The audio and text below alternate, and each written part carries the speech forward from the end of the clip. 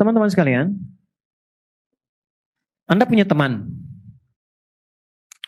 Temannya seringkali menjelek-jelekan Anda.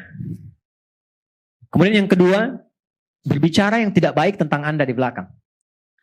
Kemudian menzalimi dalam segala bentuk yang memang salah. Tiba kemudian, dia meminta bantuan Anda sedang butuh, pinjam uang 10 juta misalnya. Diberi nggak? Hah?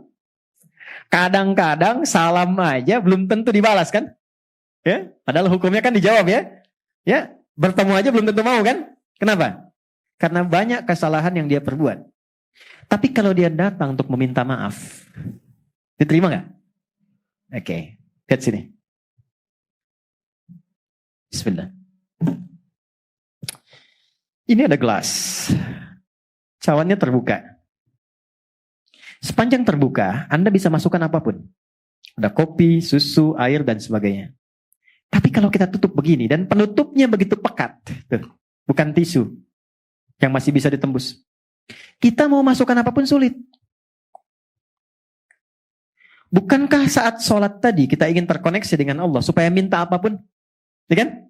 Kita minta disehatkan, minta diberikan kesuksesan, rezeki yang melimpah, masalah dihilangkan, ya kan? Kenapa ada sebagian orang yang sholat ketika meminta nggak terkabul? Padahal orang dulu baru nyebut sudah diberikan. Tuh. Orang dulu minta dikasih. Bahkan selesai sholat dapat. Kenapa? Dalam kondisi kita meminta, kita nggak mendapatkan apa yang dimohonkan itu. Boleh jadi, apa yang disampaikan Nabi itu hadir dalam kehidupan sementara orang. Saya nggak menyebut kita. Saya menjauhkan kata itu dari kita semua.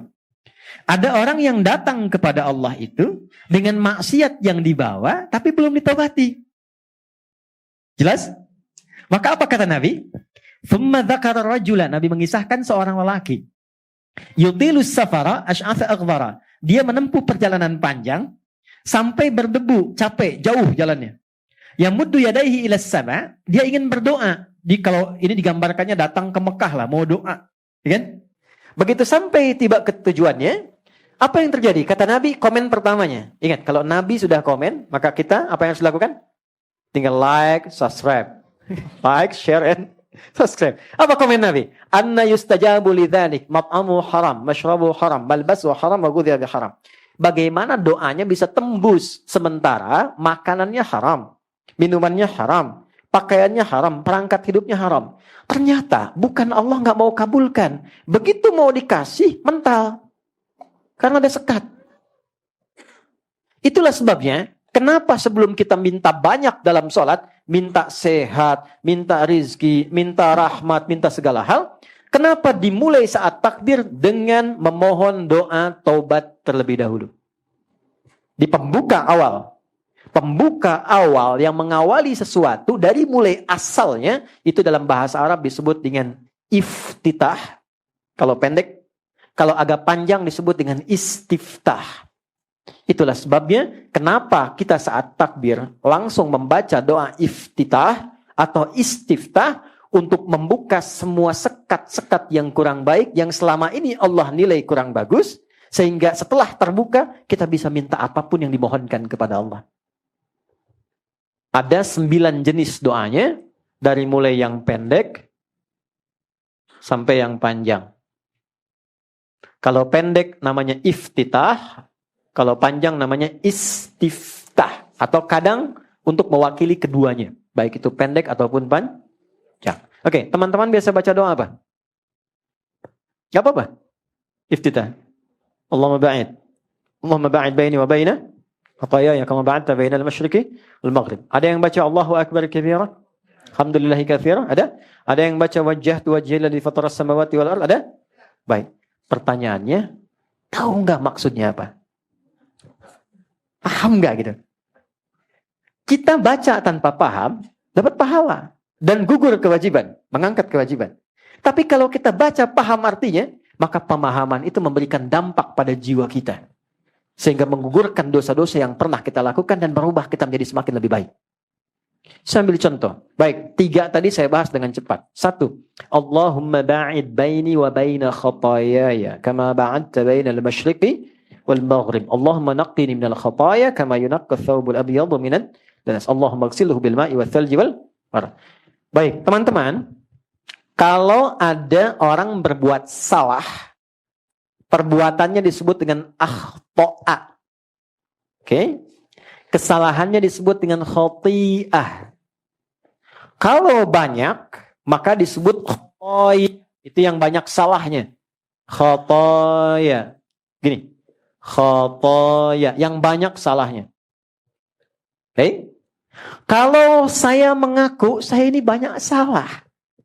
Maka tambahkan ya kecil di ujungnya. Khotoya. Ya. Gini. Artinya, saya mengaku banyak salah. Saya mau tanya, siapa matanya yang tidak pernah berbuat salah dalam memandang? Ada. Oke. Dari tadi pagi bangun sampai sekarang, pernah nggak salah lihat? Barusan masuknya udah salah lihat ya? Huh? Oke. Pernah nggak telinga itu berbuat salah dengar? Baik. Sampai ke ujung kaki, selalu pernah salah kan? Baik ya? Artinya, kesalahan yang dilakukan itu tidak satu dua, mungkin banyak. Ini yang datang ke sini pun, saya ingin tanyakan. Dengan orang tuanya, baik tidak? Ada masalah nggak? Dengan pasangannya, dengan anaknya, dengan kerabatnya. Puncaknya dengan Allah. Tidak ada satupun manusia yang bebas dari salah. Semua pasti pernah berbuat salah. Tapi indahnya Allah, dipanggillah setiap hari 5 kali untuk memperbaiki kesalahannya. Jadi tidak mungkin orang jadi baik kalau tidak ada salah. Kesalahan itu dihadirkan untuk belajar supaya jadi lebih baik. Sama, saya kadang suka heran. Orang berdoa minta sabar, tapi saat dikasih jalannya tidak menerima. Saya tanya ya, kalau Anda minta sabar sama Allah, dikasih oleh Allah sabar atau dikasih ujian? Pasti diberi ujian supaya merasakan kesabaran itu. Sebab kalau dikasih sabar langsung nggak mungkin. Ya kan? Coba lihat, Bapak Ula berdoa, ya Allah berikan aku kesabaran. Terus gak ada hujan, gak ada angin, Mas Baim pulang ke rumah. Gak ada apapun. Sabar ya sayang. Kira-kira bagaimana responnya? Kamu sehat? Karena gak ada apapun. Kalau Anda mengharapkan sabar, Anda pasti diberikan masalah. Kalau orang berharap kesuksesan, apakah langsung dikirimkan harta? Tidak. Kan diberikan pekerjaan. Kalau orang berharap kebahagiaan, gak akan diturunkan langsung. Pasti diberikan jalan untuk saling mencintai, baru bahagia. Sama persis kalau orang ingin jadi baik, maka Allah turunkan ujian yang menguji dia supaya belajar dari kesalahan, supaya jadi baik. Karena itulah orang kalau saat akan sholat, pasti punya salah yang dibawa. Maka bayangkan sebelum sholat, mata itu salah memandang. Mungkin. Boleh jadi sebelum sholat kepada anak salah melihat. Ini share ya. Apa yang saya biasakan. Mungkin kalau bermanfaat silahkan ambil. Kalau tidak Anda boleh tinggalkan. Saya itu pribadi yang menata diri untuk tidak pernah bisa marah pada anak-anak. Gak bisa marah. Sederhana. Anak kalau belum balik, Allah menilainya itu tetap dengan kekanak-kanakannya. Gak ada hisab. Jadi kalau dia salah, itu gak dihisab oleh Allah karena masih anak-anak. Jelas?